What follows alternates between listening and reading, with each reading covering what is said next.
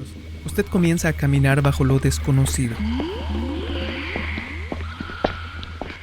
Una ruta que lo llevará a descubrir el pasado oculto que va desde la antigüedad hasta nuestros días. Está usted por emprender un esclarecedor viaje a través de la historia oculta, explorando 100 dramáticos incidentes, conocimientos misteriosos y figuras históricas claves de todo el mundo.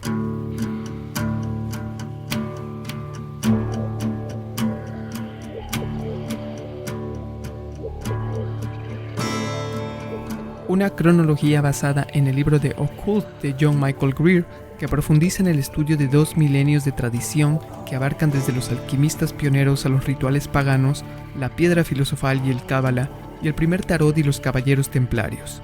También sobre los primeros horóscopos, las prácticas adivinatorias y el nacimiento de la brujería moderna o la llamada Wicca.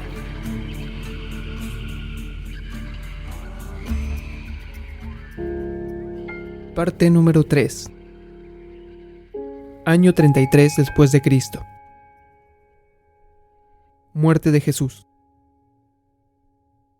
Según sus 4 biógrafos oficiales y la fe de 20 siglos de devotos creyentes, Yeshua Nin Mariam, ahora más conocido como Jesucristo, era el Hijo de Dios nacido de una virgen judía que realizaba milagros y murió en la cruz para redimir a la humanidad. Esta creencia está tan profundamente enraizada en las culturas occidentales que puede chocarnos que, tras su muerte, la multitud de romanos interpretaban a Jesús de una manera diferente, como un mago.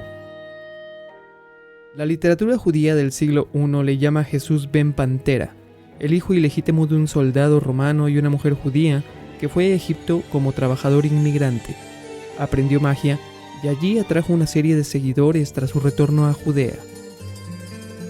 Una historia idéntica aparece en los fragmentos supervivientes de la obra del filósofo pagano Celso contra los cristianos. Muchos de los primeros cristianos mencionaron diversas versiones de esta creencia, ya que era uno de los principales argumentos contra los que tenían que luchar.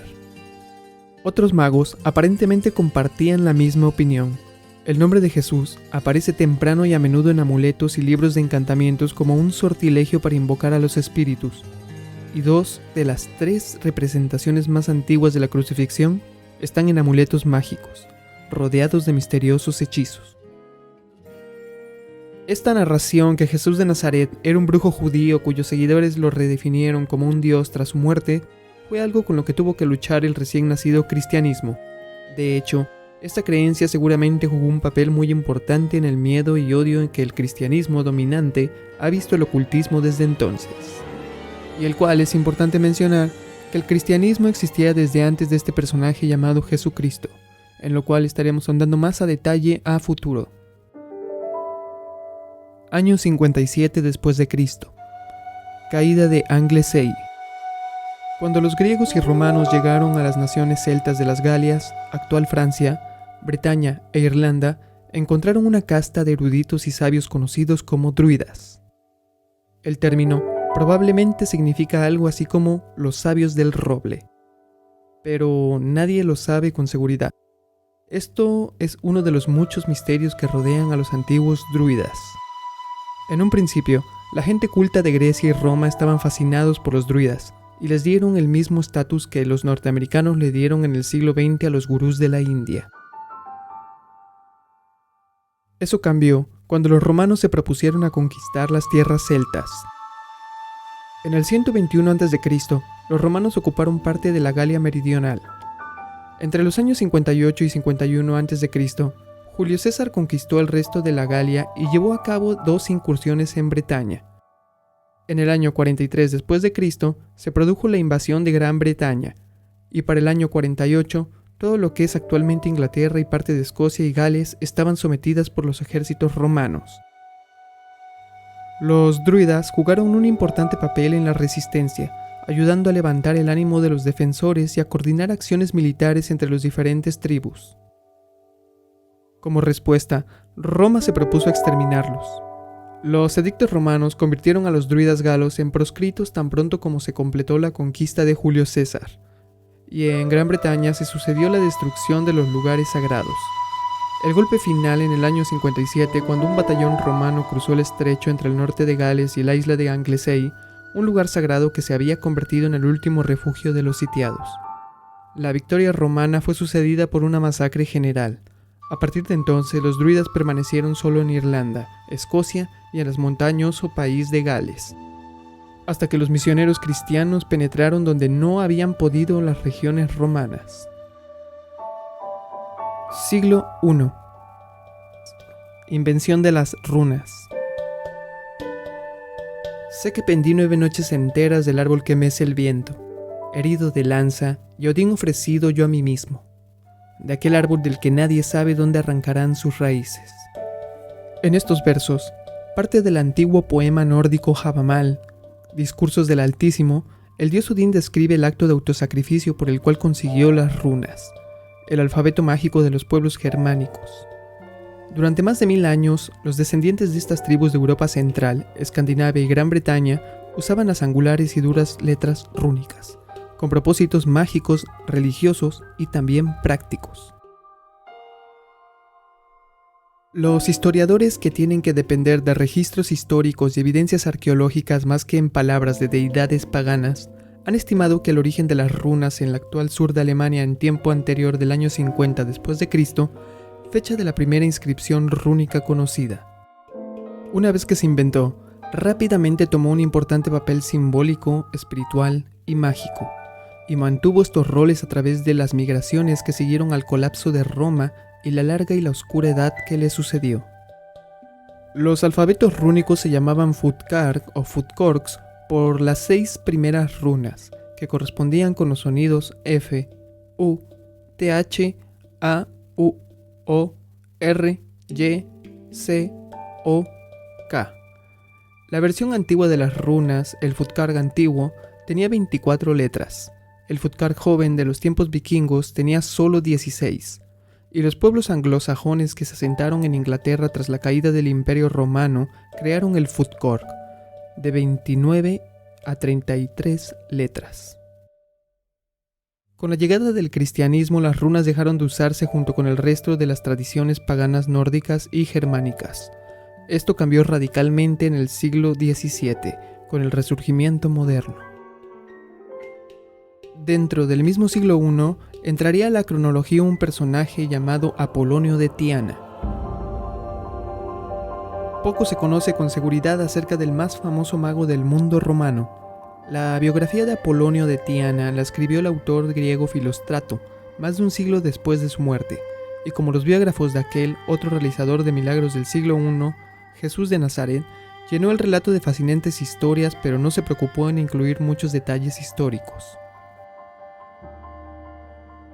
Nació en Ciudad de Tiana, situada en el actual sur de Turquía. En su adolescencia estuvo muy influenciado por las enseñanzas de Pitágoras y decidió convertirse en discípulo de la hermandad pitagórica. El hecho de que no existiera ya la hermandad no fue el obstáculo para él. Apolonio se impuso las mismas disciplinas y austeridades que le hubieran impuesto Pitágoras, incluido el voto de silencio durante 5 años. Más tarde se embarcó en viajes a través del mundo romano buscando sabiduría, y si le creemos a Filóstrato, incluso atravesó el imperio persa y llegó hasta la India para estudiar con sus sabios. Durante este tiempo su reputación como hombre santo creció, como Jesús de Nazaret. Era sobre todo conocido por curar a los enfermos y expulsar a los demonios, y se dice que resucitó a una niña. Cuando un rival celoso le atrajo problemas con el gobierno romano, fue a Roma a defenderse ante los tribunales imperiales. Fue absuelto y desapareció súbitamente de la sala.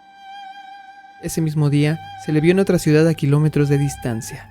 A diferencia de su equivalente parcial de Judea, Apolonio murió de viejo. Durante siglos, talismanes basados en sus diseños que se utilizaron por protección frente a naufragios, plagas y bestias peligrosas, pero no se fundó ninguna religión en su nombre. Él fue Apolonio de Tiana. Año 120 era cristiana. Basílides de Alejandría. Platón, en su diálogo político, utilizó el término gnostikoi, aquellos capaces de conocer, para las personas que pensaban que debían gobernar la sociedad. Muchos otros filósofos utilizaron el mismo término en los años siguientes. A comienzos de la era cristiana se le dio otro significado. aquellos que fueran capaces de conocer los misterios del mundo espiritual, miembros de un movimiento secreto que tenía filosofía de Platón con elementos del pensamiento de Egipto, Grecia y el cristianismo, para crear una nueva espiritualidad teñida profundamente de ocultismo. Actualmente los conocemos como gnósticos. Nadie está seguro de dónde nacieron los primeros gnósticos, pero es probable que fuera en Alejandría, donde vivió y enseñó el primer maestro gnóstico importante. Su nombre era Basílides de Alejandría. Los únicos fragmentos supervivientes de sus enseñanzas aparecen en los escritos posteriores de cristianos en búsqueda de herejías, y esos registros son tan escasos que solo podemos hacer una idea en general. Como otros gnósticos posteriores, Basílides enseñaba que el alma humana había descendido al mundo de la luz de la oscuridad de la materia, y estaba atrapada ahí por maquinaciones de un dios malvado. Yaldabaoth, el demiurgo, Jesús enseñó, ha bajado desde el mundo de la luz para enseñar a los caídos el camino del regreso a su hogar. Siguiendo las enseñanzas de Jesús y tal y como las entendían, los gnósticos practicaban exigentes disciplinas espirituales y aprendían los conjuros y hechizos que le permitían derrotar a los demonios de Yaldabaoth. Cuando surgió el gnosticismo en el siglo II, la cristiandad era una secta dispersa sin poder político y con una doctrina poco consistente. Debieron de pasar 3 siglos más antes de que esto cambiara, y cuando lo hizo, los gnósticos fueron víctimas de una salvaje persecución por parte de los cristianos ortodoxos. Y hemos llegado al siglo II, donde se enjuiciaría la magia a través de un inusual caso. Los protagonistas, Lucio Apuleyo y Amelia, una joven pareja. La única pega eran los familiares de Amelia. Poco contentos con el súbito casamiento, acusaron a Lucio de usar magia para seducirla y lo denunciaron a los oficiales romanos. La acusación tenía algo de base, pues Lucio había estudiado filosofía platónica en Atenas, y la mezcla de magia con las ideas de Platón ya estaba en marcha en su tiempo, lo cual nos dejaría en claro el apogeo de la magia en esa época en Roma. Una extraña historia de amor que se vio perjudicada y opacada por los extraños prejuicios que ya se empezaban a tener desde esa época. Dejando abierta la invitación a esta siguiente parte de esta cronología hacia lo oculto. No olviden apoyarnos con un like, compartir y sentirse libre de abrir diálogo en la sección de comentarios. Esto es Bajo lo Desconocido.